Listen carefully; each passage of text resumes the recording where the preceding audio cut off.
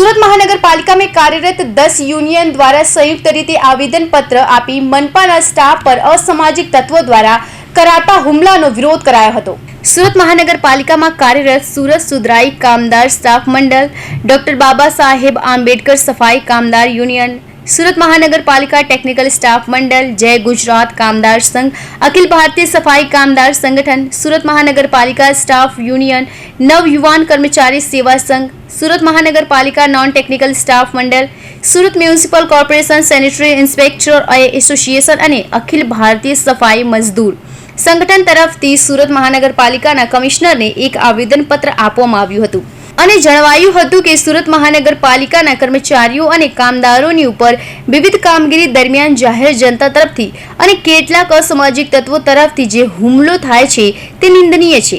જેથી પાલિકાના કર્મચારીઓ પર થતા આ હુમલાઓ બંધ થાય તે માટે હુમલો કરનારાઓ સામે કડકમાં કડક પગલાં લેવામાં આવે તેવી માંગ કરાઈ છે। હું મોહમ્મદ ઇકબાલ શેખ, પ્રમુખ સુરત સુધરાઈ કામદાર સ્ટાફ મંડળ। સુરત મહાનગરપાલિકામાં કાર્યરત 10 યુનિયનો,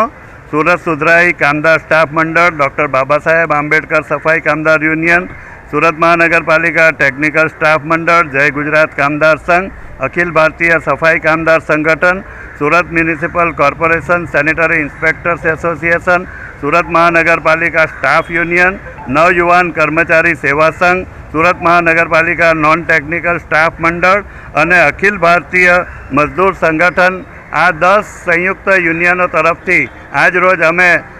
સુરત મહાનગરપાલિકાના કમિશનરશ્રીને એક આવેદનપત્ર આપ્યું છે અને એમાં ખાસ કરીને સુરત મહાનગરપાલિકાના તમામ ખાતા અને ઝોનમાં ફરજ બજાવતા કર્મચારીઓ અને કામદારો પર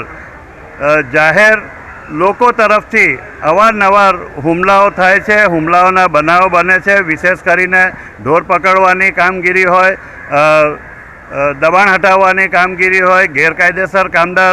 ગેરકાયદેસર જે કામ થયેલ હોય એને દૂર કરવાની કામગીરી હોય, આવા ઘણા સંજોગોમાં સુરત મહાનગરપાલિકાના કર્મચારીઓ કામદારો ઉપર અવારનવાર હુમલા થાય છે, જેથી આજે અમે એક આવેદનપત્ર આપીને કમિશનરશ્રીને જણાવ્યું છે કે આવી જે કામગીરી કરવાની હોય ત્યારે માત્ર પોલીસ નહીં પરંતુ એસઆરપીની ટુકડી અમને આપી અને એ એસઆરપીની ટુકડીને સાથે રાખીને આવી કામગીરી કરાવવી, જેથી કર્મચારીઓ પર હુમલા થાય નહીં। આવી કામગીરી દરમિયાન જ્યારે કર્મચારી કામદારો પર હુમલા થાય છે ત્યારે એ તમામ